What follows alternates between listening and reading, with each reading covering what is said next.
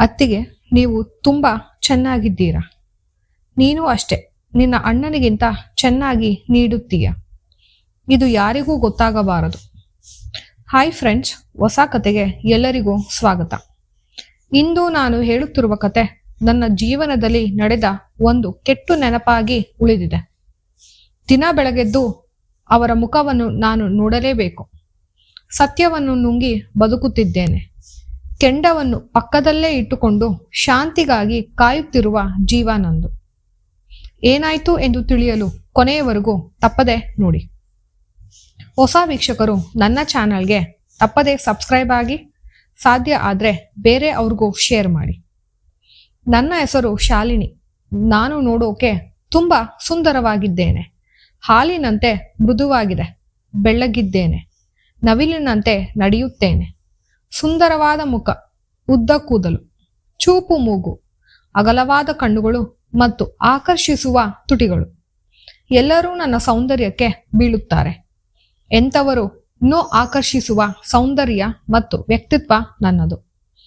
ನಾನು ಒಬ್ಬಳೇ ಮಗಳು. ಅಪ್ಪ ಅಮ್ಮ ಚೆನ್ನಾಗಿ ಸಾಕಿದ್ದಾರೆ. ಒಳ್ಳೆ ಹುಡುಗ ನಾನು ಹುಡುಕಿ ಮದುವೆಯಾಗಿ ಅದ್ದೂರಿಯಾಗಿ ಮದುವೆ ಮಾಡಿದರು. ಸದ್ಯಕ್ಕೆ ನಾವು ನೆಲೆಸಿರುವುದು ಹೈದರಾಬಾದ್ನಲ್ಲಿ. ನನ್ನ ಗಂಡ ಸ್ವಂತ ಬಿಸ್ನೆಸ್ ಹೊಂದಿದ್ದಾರೆ. ನಮ್ಮ ಜೊತೆ ಅವರ ತಮ್ಮ ಇರುತ್ತಾರೆ. ಅವನಿಗೂ 22 ವರ್ಷ. ನಾನು ಅತ್ತಿಗೆ ಅಂತ ಪ್ರೀತಿಯಿಂದ ಮಮತೆಯಿಂದ ನೋಡಿಕೊಳ್ಳುತ್ತಾನೆ. ನನ್ನ ಗಂಡ ಇಲ್ಲದಾಗ ನನ್ನ ಒಂಟಿತನವನ್ನು ನೀಗಿಸುವುದು ನನ್ನ ಮೈದುನ. ನನ್ನ ಜೊತೆ ಒಟ್ಟಿಗೆ ಕಾಫಿ ಕುಡಿಯುತ್ತಾನೆ. ತರಕಾರಿ ತೆಗೆದುಕೊಳ್ಳಲು ಬರುತ್ತಾನೆ. ಇಬ್ಬರು ಬೋರ್ ಆದಾಗ ಆಟ ಆಡುತ್ತೇವೆ. ನನ್ನ ಜೊತೆ ಅಡುಗೆಯಲ್ಲೂ ಸಹಾಯ ಮಾಡುತ್ತಾನೆ. ಭಾನುವಾರ ಬಂದರೆ ಅವನ ಸ್ನೇಹಿತರನ್ನು ನಮ್ಮ ಮನೆಗೆ ಕರೆಯುತ್ತಾನೆ. ನಾನು ಅವರಿಗೆ ವಿಧ ವಿಧವಾದ ಅಡುಗೆಯನ್ನು ಮಾಡುತ್ತೇನೆ. ಅವನ ಸ್ನೇಹಿತರೆಲ್ಲರೂ ನನಗೂ ಸ್ನೇಹಿತರಾದರು.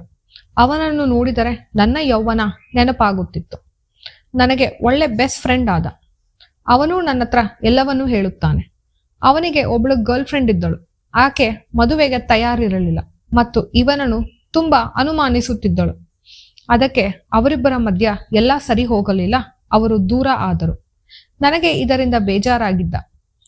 ಅವನನ್ನು ಖುಷಿಪಡಿಸಲು ನಾನು ಅವನನ್ನು ಸಿನಿಮಾಗೆ ಕರೆದುಕೊಂಡು ಹೋದೆ. ಇಬ್ಬರು ಸಿನಿಮಾ ನೋಡುವಾಗ ಅವನು ಖುಷಿಯಿಂದ, ಥ್ಯಾಂಕ್ ಯು ಅತ್ತಿಗೆ, ನೀವು ನನ್ನನ್ನು ಚೆನ್ನಾಗಿ ಅರ್ಥ ಮಾಡಿಕೊಳ್ಳುತ್ತೀರಾ. ನಾನು ನನ್ನ ಗಂಡನ ಜೊತೆ ಸಮಯ ಕಳೆಯುವುದಕ್ಕಿಂತ ನನ್ನ ಮೈದುನನ ಜೊತೆ ಸಮಯ ಕಳೆಯುವುದೇ ಆಗುತ್ತಿತ್ತು. ಯಾಕಂದ್ರೆ ಅವರು ಬೆಳಗ್ಗೆ ಹೋದರೆ ರಾತ್ರಿ ಬರುತ್ತಿದ್ದರು ಮತ್ತು ಕೆಲಸದ ನಿಮಿತ್ತ ಬೇರೆ ಊರಿಗೆ ಹೋಗುತ್ತಿದ್ದರು. ಹೀಗಿರುವಾಗ ಒಂದು ದಿನ ನನ್ನ ಮೊಬೈಲ್ ಫೋನ್ ಕೆಟ್ಟು ಹೋಗುತ್ತದೆ. ನಾನು ನನ್ನ ಮೈದುನನಿಗೆ ನೀಡಿ, ಇದೇನಾಗಿದೆ ಎಂದು ನೋಡು ಎಂದು ಕೊಟ್ಟೆ. ಆತ ಸುಮಾರು ಹೊತ್ತು ನೋಡಿ, ನಾನು ಅಂಗಡಿಗೆ ಕೊಟ್ಟು ರಿಪೇರಿ ಮಾಡಿಸಿಕೊಂಡು ಬರುತ್ತೇನೆ ಎಂದು ತೆಗೆದುಕೊಂಡು ಹೋದ. ಒಂದು 3 ತಾಸು ಆದ ಮೇಲೆ ತೆಗೆದುಕೊಂಡು ಬಂದು, ಸರಿಯಾಗಿದೆ ಅತ್ತಿಗೆ, ತೆಗೆದುಕೊಳ್ಳಿ ಎಂದು ನೀಡಿದ. ಅವನು ಇದಾದ ಮೇಲೆ ತುಂಬಾ ಹೊತ್ತು ರೂಮಿನಲ್ಲಿ ಡೋರ್ ಲಾಕ್ ಮಾಡಿಕೊಂಡು ಇದ್ದ. ನಾನು ಏನು ಮಾಡುತ್ತಿದ್ದಾನೆ, ಮೊಬೈಲ್ನಲ್ಲಿ ಏನೋ ನೋಡುತ್ತಿದ್ದಾನೆ, ನನಗೆ ಸರಿಯಾಗಿ ಕಾಣಲಿಲ್ಲ. ಮಾರನೇ ದಿನ ಅಣ್ಣ ಯಾವಾಗ ಹೋಗುತ್ತಾರೆ ಅತ್ತಿಗೆ ಎಂದು ಕೇಳಿದ. ನಾನು ಗೊತ್ತಿಲ್ಲ ನನಗೆ ಯಾಕೆ ಅಂದೆ. ಇಲ್ಲ, ಹೀಗೆ ಸುಮ್ಮನೆ. ನಾನು ಬಟ್ಟೆ ಒಗೆಯುತ್ತಾ ಇದ್ದೆ. ಅವನು ಅಲ್ಲೇ ನಿಲ್ತ ನನ್ನನ್ನೇ ನೋಡುತ್ತಿದ್ದ. ಇದೇನು ಹೀಗೆ ನೋಡುತ್ತಿರುವೆ, ನೋಡಿಲ್ಲವೇ ಎಂದು ಕೇಳಿದೆ. ನೋಡಿದ್ದೇನೆ ಅತ್ತಿಗೆ, ಆದರೆ ಇವತ್ತು ನೀವು ತುಂಬಾ ಸುಂದರವಾಗಿ ಕಾಣುತ್ತಿದ್ದೀರಾ. ನಿಮಗೆ ಅಂಟಿರುವ ಬೆವರು ನಿಮ್ಮನ್ನು ಒಳೆಯುವಂತೂ ಮಾಡುತ್ತಿದೆ. ಅವನ ಮಾತು ವಿಚಿತ್ರವೆನಿಸಿತು.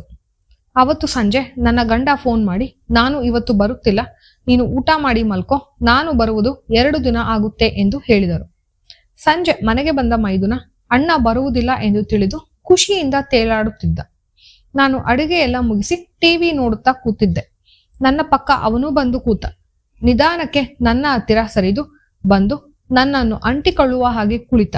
ಇದೇನು ಮಾಡುತ್ತಿರುವೆ ನೀನು ಎಂದು ಪ್ರಶ್ನಿಸಿದೆ. ಪರವಾಗಿಲ್ಲ, ಅದಕ್ಕೆ ನಾನೇನು ಹೊಸಬ ಅಲ್ಲ ನಿಮಗೆ. ನನಗೆ ಏನೋ ತೊಂದರೆ ಇದೆ ಇದರಲ್ಲಿ ಎಂದು ಸೂಚನೆ ಸಿಕ್ಕಿತು. ನಾನು ದೂರ ಹೋಗಿ ಸರಿದು ಕೂತ್ಕೊಂಡೆ. ಊಟ ಮಾಡುವಾಗೂ ಸಹ ಅವನು ನನ್ನನ್ನೇ ದುರ್ಗುಟ್ಕೊಂಡು ನೋಡುತ್ತಿದ್ದ. ಅತ್ತಿಗೆ, ಇವತ್ತು ರಾತ್ರಿ ನೀವು ಸೀರೆ ಉಡಿ ಎಂದು ಹೇಳಿದ. ನಾನು ಯಾಕೆ ಎಂದು ಕೇಳಿದೆ. ನನ್ನ ಫ್ರೆಂಡ್ಸ್ ಬರ್ತಾರೆ ರಾತ್ರಿ ಬರ್ತ್ಡೇ ಪಾರ್ಟಿ ಮಾಡೋಕೆ, ಅದಕ್ಕೆ ಎಂದು ಹೇಳಿದ. ನಾನು ಓಕೆ ಎಂದು ಹೇಳಿದೆ. ನಾನು ನನಗಿಷ್ಟವಾದ ಸೀರೆಯನ್ನು ಉಟ್ಟಿ ಬಂದೆ. ಆದರೆ ಅವನು ಇದು ಬೇಡ, ನಿಮಗೆ ಒಪ್ಪುವ ಕೆಂಪು ಕಲರ್ ಸೀರೆಯನ್ನು ಉಟ್ಟುಕೊಂಡು ಬನ್ನಿ ಎಂದು ಕಳಿಸಿದ. ಎಷ್ಟೊತ್ತಾದರೂ ಅವನ ಸ್ನೇಹಿತರು ಬರಲಿಲ್ಲ. ಯಾಕೆ ಅವರು ಬರುವುದಿಲ್ಲವೇ ಎಂದು ಕೇಳಿದೆ. ಅದಕ್ಕೆ ಅವನು ಬರುತ್ತಾರೆ, ಆದರೆ ಅದಕ್ಕೂ ಮುಂಚೆ ನಾವಿಬ್ಬರು ಒಂದು ಸಿನಿಮಾವನ್ನು ನೋಡೋಣ ಎಂದು ಟಿವಿ ಆನ್ ಮಾಡಿದ. ಅತ್ತಿಗೆ, ಈ ಸಿನಿಮಾ ನಿಮ್ದೆ, ನೀವು ನೋಡಬೇಕು. ಟಿವಿಯಲ್ಲೂ ಬರುತ್ತಿರುವ ದೃಶ್ಯವನ್ನು ನೋಡಿ ನನಗೆ ಹೃದಯ ಒಡೆದು ಹೋಯಿತು. ಯಾಕಂದ್ರೆ ಅದು ನನ್ನ ಕಾಲೇಜು ದಿನದಲ್ಲಿ ನಡೆದ ಸಂಗತಿಯಾಗಿತ್ತು.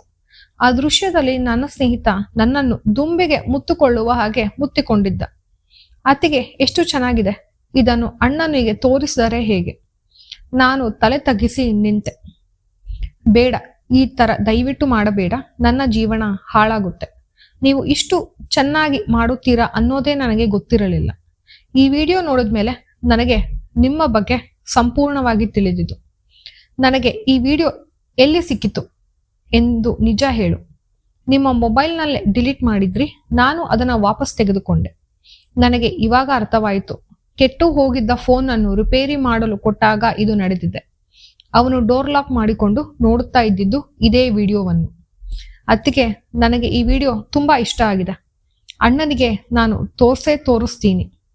ಬೇಡ, ನಿನ್ನ ಕಾಲಿಗೆ ಬೀಳುತ್ತೇನೆ. ಅತ್ತಿಗೆ, ನೀವೇನು ಕಾಲಿಗೆ ಬೀಳುವುದು ಬೇಡ. ಆ ವಿಡಿಯೋದಲ್ಲಿ ಇರುವಂತೆ ನೀವು ಮಾಡಿದರೆ ಸಾಕು. ನನಗೆ ನಾನು ವಿಡಿಯೋವನ್ನು ಡಿಲೀಟ್ ಮಾಡುತ್ತೇನೆ. ಇನ್ಯಾವತ್ತೂ ನಿಮಗೆ ತೊಂದರೆ ಕೊಡುವುದಿಲ್ಲ. ನಾನು ಸುಮಾರು ಹೊತ್ತು ಯೋಚಿಸಿದೆ. ಈ ವಿಷಯ ನನ್ನ ಗಂಡನಿಗೆ ತಿಳಿದರೆ ನಮ್ಮ ಮದುವೆ ಮುರಿದು ಬೀಳುವುದು ಖಂಡಿತ.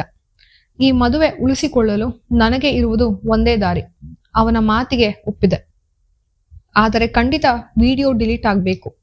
ಅವನು ಮನೆಯಲ್ಲಿರುವ ಡೋರ್ ಅನ್ನು ಲಾಕ್ ಮಾಡಿ ನನ್ನನ್ನು ರೂಮಿಗೆ ಕರೆದುಕೊಂಡು ಮಂಚದ ಮೇಲೆ ಕೂರಿಸಿ ಆ ವಿಡಿಯೋದಲ್ಲಿ ಇರುವಂತೆ ಮನಬಂದಷ್ಟು ಇಡೀ ರಾತ್ರಿ ನನ್ನನ್ನು ಜೇನಿಗೆ ಇರುವೆ ಮುತ್ತುವ ಹಾಗೆ ಮುತ್ತಿದ.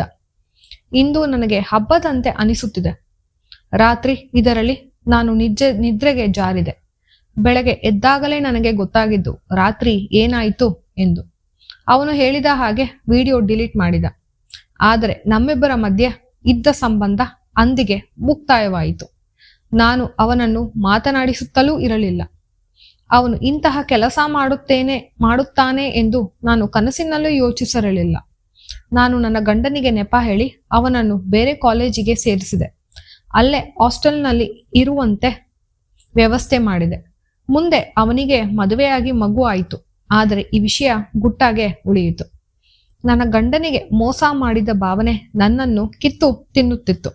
ಆದರೆ ಬೇರೆ ದಾರಿ ಇರಲಿಲ್ಲ. ನಾನು ನನ್ನ ಗಂಡನನ್ನು ತುಂಬಾ ಚೆನ್ನಾಗಿ ನೋಡಿಕೊಂಡೆ. ಅವರಿಗೆ ಒಳ್ಳೆ ಬಾಳ ಸಂಗಾತಿ ಆದೆ.